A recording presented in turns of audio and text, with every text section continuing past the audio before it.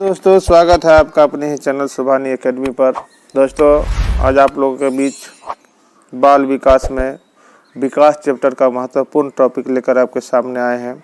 इसे आपको जानना बहुत ज़रूरी है। अगर आप ये सारी पॉइंट को याद कर लेते हैं तो आने वाले एग्ज़ाम में विकास से संबंधित आपके एक भी क्वेश्चन नहीं छूटेंगे। तो आइए शुरू करते हैं विकास के बारे में कुछ तथ्य। पहला पॉइंट है विकास गर्भाधान से लेकर जीवन पर्यंत तक चलता है। पहला पॉइंट है विकास गर्भाधान से लेकर जीवन पर्यंत तक चलता है। यानी विकास जब गर्भ में शुरू होता है, गर्भ जब शुरू होता है उसमें जो विकास का काम शुरू होता है गर्भधारण के समय, वहाँ से लेके जब तक का जीवन है तब तक विकास होते रहता है। यही इस लाइन का कहना है। तो याद रखेंगे ये बात कि विकास गर्भधान से लेकर जीवन पर्यंत तक चलता है। यानी विकास लगातार चलने वाली चीज़ है। विकास कभी नहीं रुकती है जब तक कि जीवन काल है। यही पॉइंट का मतलब है। दूसरा पॉइंट देखते हैं। दूसरा पॉइंट है विकास में होने वाले परिवर्तन।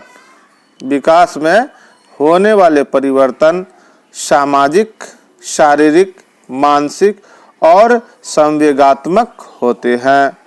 क्या है दूसरा पॉइंट? विकास में होने वाले परिवर्तन शारीरिक, सामाजिक, मानसिक और संवेगात्मक होते हैं। ठीक, ये दोनों पॉइंट को आप याद रखें। आगे और सारी पॉइंट है जो हम अभी डिस्कस कर लेते हैं। दोस्तों 10-20 पॉइंट ऐसा है जो इसको आप याद कर लेते हैं तो आपके आने वाले समय में बहुत फायदा होगा। तो आइए अगला पॉइंट को देख लेते हैं। विकास में होने वाले परिवर्तन गुणात्मक होते हैं।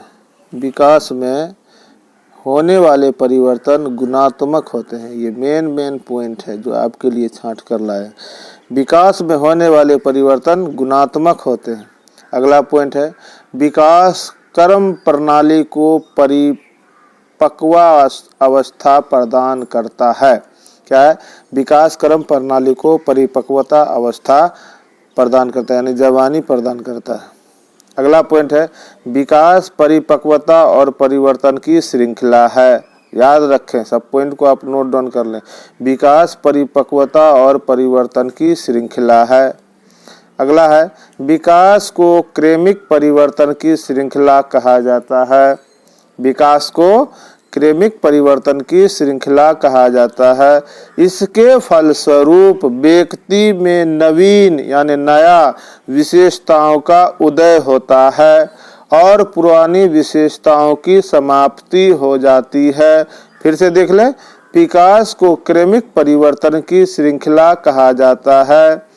इसके फलस्वरूप व्यक्ति में नवीन विशेषताओं का उदय होता है और पुरानी विशेषताओं की समाप्ति हो जाती है। अगला पॉइंट है विकास में होने वाले परिवर्तन रचनात्मक और विनाशात्मक दोनों प्रकार के होते हैं। विकास में होने वाले परिवर्तन रचनात्मक और विनाशात्मक दोनों प्रकार के होते हैं। Very important point.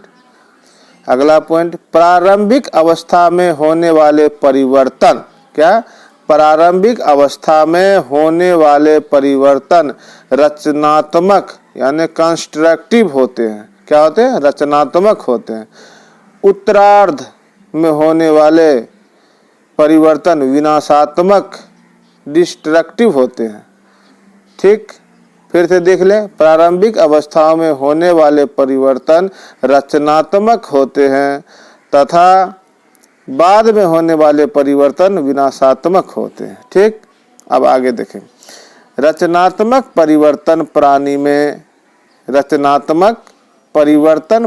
में परिपक्वता लाते हैं। क्या लाते हैं? परिपक्वता।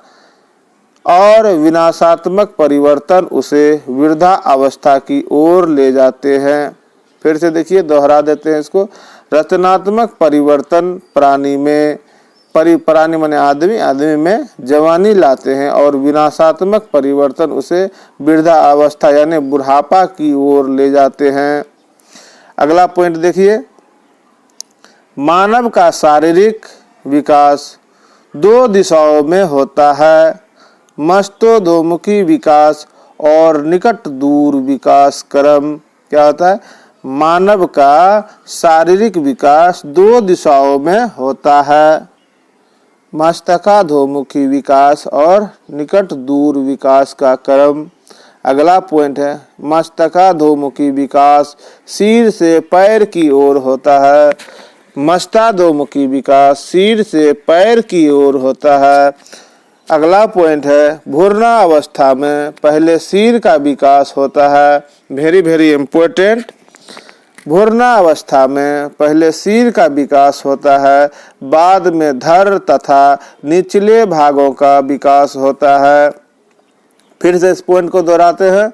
भ्रूण अवस्था में पहले सिर का विकास होता है, बाद में धड़ का निचले भागों का विकास होता है। धड़ तथा निचले भाग का विकास, पहले सर हो जाता है, इसके बाद धड़ और निचला भाग का जैसे पैर वगैरह ये सब का विकास बाद में होता है। ठीक, अगला पॉइंट देखते हैं। निकट दूर विकास क्रम में शारीरिक विकास पहले केंद्रीय भागों में प्रारंभ होता है, इसके बाद केंद्र से दूर के भागों में होता है। पहले केंद्र यानी पेट वगैरह छाती वगैरह का बनना शुरू होता है, उसी को कहता है केंद्र।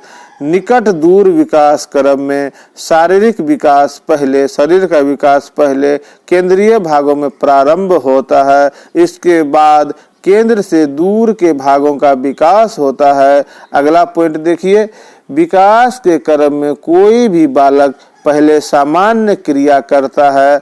फिर से दोहराते हैं, विकास के क्रम में कोई भी बालक पहले सामान्य क्रिया करता है, इसके बाद विशेष क्या मतलब क्रिया की ओर अग्रसर होता है, बाद में विशेष क्रिया की ओर अग्रसर होता है। अगला पॉइंट है प्रत्येक बालक के विकास दर तथा प्रतिमानों में व्यक्तिगत भिन्नता इंडिविजुअल डिफरेंस पाई जाती है। क्या होता है? फिर से दोहराते हैं, प्रत्येक बालक की विकास दर तथा प्रतिमानों में भिन्नता इंडिविजुअल डिफरेंस पाई जाती है। अगला पॉइंट है शरीर के विभिन्न अंगों के विकास की गति समान नहीं होती। फिर से पॉइंट दोहरा रहे हैं, शरीर के विभिन्न अंगों की विकास की गति समान नहीं होती।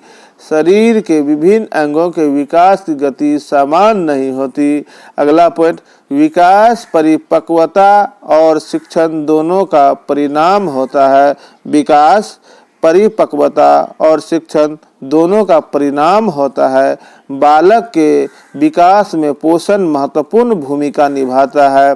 संतुलित और पौष्टिक भोजन जैसे प्रोटीन, वसा, खनिज, लवण, विटामिन शारीरिक व मानसिक विकास में सहायक होता है।